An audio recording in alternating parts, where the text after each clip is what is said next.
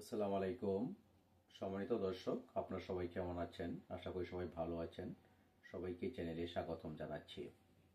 সম্মানিত দর্শক, আপনারা অনেকে অপেক্ষা করছেন বাংলাদেশ বার কাউন্সিল এমসিকিউ পরীক্ষা দেওয়ার জন্য, কিন্তু তার মধ্যে নতুন যে একটি খবর আমরা জানতে পেরেছি সেটা হলো বিচার বিভাগ সংস্কার কমিশনের নতুন যে প্রতিবেদনটি দাখিল করা হচ্ছে সেখানে কিন্তু নতুন কিছু আইন সংযোজন করার জন্য সুপারিশ করেছে সংস্কার commission committee.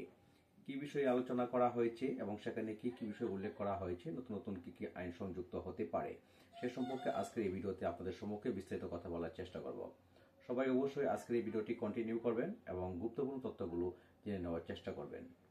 Bangladesh bar council পরীক্ষা বিগত সময়ে এবং বর্তমান সময়ে 7টি বিষয়ের উপর অন্তর্ভুক্ত করা হলেও নতুন করে আরও 6টি সংবিধান বা 6টি আইন সংযুক্ত হতে যাচ্ছে।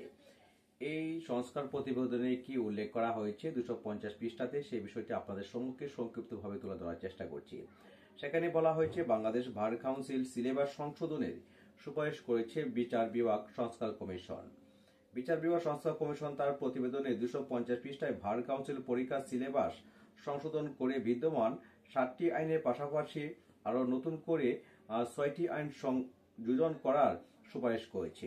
সেই আইনগুলো হলো পারিবারিক আইন, অর্থঋণ আদালত আইন, নেগোসিয়েবল ইনস্ট্রুমেন্ট অ্যাক্ট, মাদকদ্রব্য নিয়ন্ত্রণ আইন, শ্রম আইন, সাংবিধানিক আইন।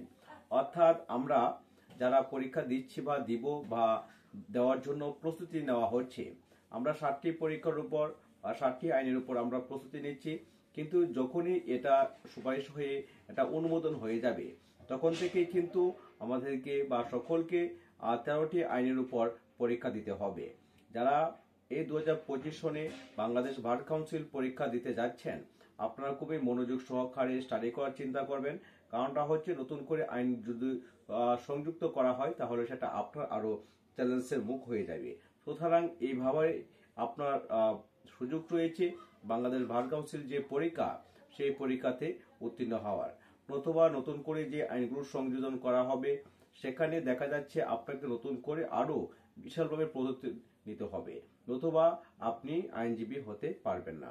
সম্মানিত দর্শক, আপনারা বাংলাদেশ বার কাউন্সিল এবং আইন বিষয়ে যে কোনো ধরনের তথ্য পেতে অবশ্যই আপনারা আমার চ্যানেলটি সাবস্ক্রাইব করে পাশে থাকবেন এবং এই যে সংশোধন বা সংস্কার কমিশনের নতুন যে তথ্যগুলো পাবো সেই তথ্যগুলো আপনাদেরকে জানিয়ে দেওয়ার চেষ্টা করবো ইনশাআল্লাহ।